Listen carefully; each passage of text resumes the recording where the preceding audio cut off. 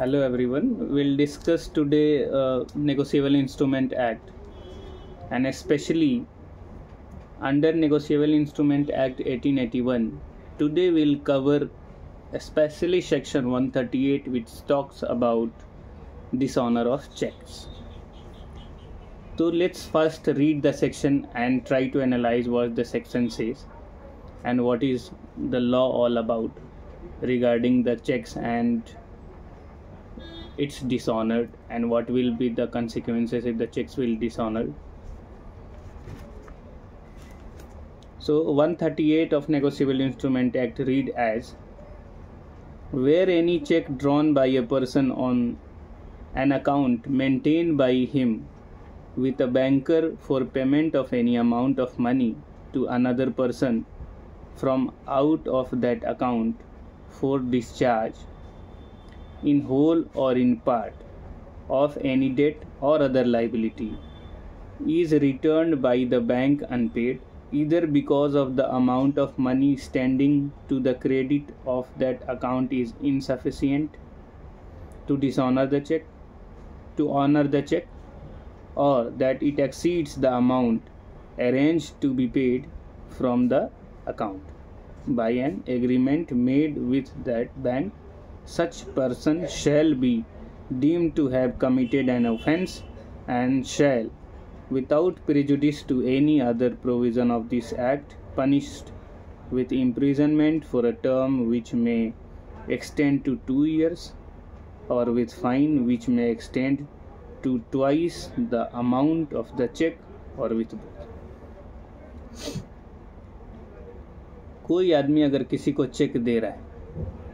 तो चेक हमेशा किस लिए देते हैं? या तो कोई लाइबिलिटी हो, आपका कोई लाइबिलिटी हो, उसको रीपे करने के लिए चेक दे रहे हैं। कई बार लोग एडवांस में चेक देते हैं, लेकिन जनरल जो केस होता है कि आप कोई लाइबिलिटी है उसको पे करने के लिए आप चेक देते हो। अब इस सिचुएशन में मान लीजिए आपने किसी पर्सन ए है, पर्सन बी को उसने चेक दे दिया किसी भी कारण के लिए।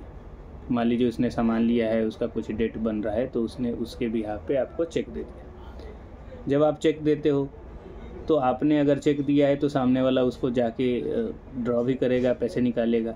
लेकिन अगर मान लीजिए आपने चेक दे दिया 50,000 का और आपके अकाउंट में उतने पैसे नहीं हैं, तो वो चेक जो है डिसऑनर हो जाएगा, यानी जो बैंक है उसको एक्सेप्ट नहीं करेगा। या फिर ऐसा हो सकता है कि कुछ लोग होते हैं जिनके अकाउंट्स का ट्रांजैक्शन का जो लिमिट होता है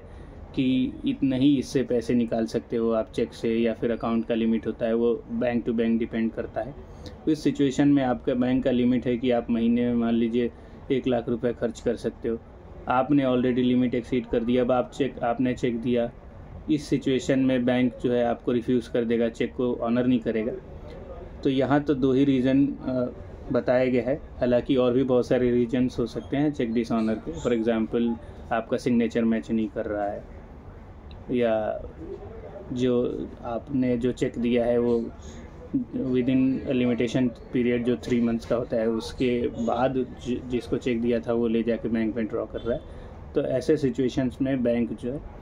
वो चेक को ऑनर नहीं करती है। लेकिन यहाँ अगर मान लीजिए आपने चेक दिया और डिसऑनर हो गया, तो अब जब डिसऑनर हो गया तो उसकी लाइबिलिटी क्या है कि जिस बंदे का चेक डिसऑनर हुआ है, यानी मैंने चेक दिया था, मेरा चेक वहाँ ड्रॉ नहीं हुआ, बैंक वाले ने पैसे नहीं दिए, तो मेरी लाइबिलिटी ये है कि अब मेरे ऊपर लाइबिलिटी बन जाती है कि punished imprisonment term which may extend to 2 years with fine and which may extend to twice the amount of a check, or with both. Such person shall be committed an offence shall without. तो अब ये कहा जाएगा कि मैंने ये जो मेरा चेक क्योंकि ड्रॉ नहीं हुआ तो मैंने एक ऑफेंस कमिट कर दिया है, जिसका अगर इसमें बात करें तो पनिशमेंट है कि जो 2 साल तक की सज़ा हो सकती है, या फिर जो जितने का मैंने चेक दिया था उसका double amount as a penalty मुझे देना पड़ सकता है, एज ए फाइन, या फिर दोनों हो सकता है। अब इसका प्रोवाइजो देखते हैं कि provided that nothing contain in this section shall apply unless, कि जो भी ऊपर कहा गया है वो अप्लाई नहीं होगा तब तक जब तक के ए जो क्लॉज ए है वो ये कह रहा है कि the cheque has been presented to the bank within a period of 3 months from the date on which it is drawn or within the period of its validity whichever is earlier। तो मान लीजिए या तो 3 months के अंदर में मैंने पे कर दिया, बैंक में ले जाके चेक जमा कराया हो, या फिर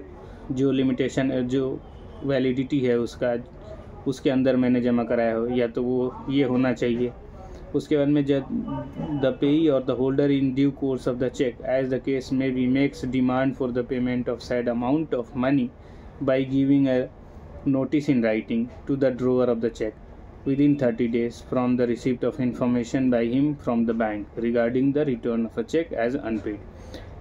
मान लीजिए कि मैंने चेक जमा कराया और चेक डिसऑनर हो गया। तो जब चेक डिसऑनर हो गया उस सिचुएशन में जिस दिन मुझे ये पता चलता है कि मेरा जो चेक है वो डिसऑनर हो गया है, बैंक वालों ने मना कर दिया है कि पैसे दे नहीं पाएंगे, तो वो एक स्लिप देते हैं जिसमें कारण लिखा होता है कि चेक आपका जो है वो डिसऑनर क्यों हुआ है। जिस दिन मुझे वो स्लिप मिलती है, जिस दिन मुझे वो जानकारी मिल रही है कि मेरा चेक डिसऑनर हो गया है, उस दिन से मेरे पास 30 डेज़ का टाइम होता है कि जिसने मुझे चेक दिया है उसको मैं एक notice, legal notice, demand notice भेजूं कि आपका चेक जो आपने मुझे दिया था वो डिसऑनर हो गया है और आप मुझे वो पेमेंट कर दें। अगर ये आप कर देते हो, उसके बाद में क्लॉज सी बोल रहा है कि drawer of such cheques fails to make the payment of said amount of money to the payee as the case may be the holder in due course of the cheque within 15 days of receipt of the said notice. तो यहाँ ये बोल रहा है कि अगर मान लीजिए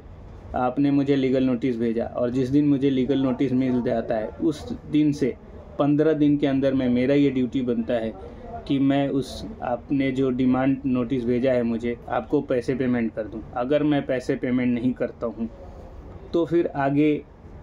का जो कोर्ट ये कहती है कि सेक्शन 142 के अंदर ये पावर दिया गया है। स्पेशली अगर आप बात करें सेक्शन 142 क्लॉज ए के अंदर, क्लॉज 1 सब क्लॉज ए के अंदर कि अगर सामने वाले ने नोटिस आपको भेजा और आपने रिप्लाई नहीं दिया या पैसे पेमेंट नहीं करे 15 दिन के अंदर में, तो जैसे ही वो 15 दिन का पीरियड ख़त्म होगा तो मेरे पास ये राइट आ जाएगा कि मैं उसके 1 मंथ के अंदर एक कंप्लेंट फाइल कर सकता हूँ कंसर्न्ड मजिस्ट्रेट के पास। वो मजिस्ट्रेट 2 हो सकते हैं। पहला तो या तो मेट्रोपॉलिटन मजिस्ट्रेट हो सकता है या जुडिशियल मजिस्ट्रेट फर्स्ट क्लास हो सकता है। इनसे जो नीचे के पावर वाले मजिस्ट्रेट हैं उनके पास पावर नहीं है और ये भी सेक्शन 142 के अंदर लिखा हुआ है। मैं कंप्लेंट फाइल कर सकता हूँ आपके ख़िलाफ़ और फिर उसके बाद में कोर्ट प्रोसीडिंग्स आपके अगेंस्ट में, जिसने चेक दिया है उसके अगेंस्ट में चलेंगी और फिर कोर्ट आगे कार्रवाई करेगी कि अब इस केस में आगे क्या होगा। तो ये था 138 का एक ब्रीफ डिस्कशन। ऐसे ही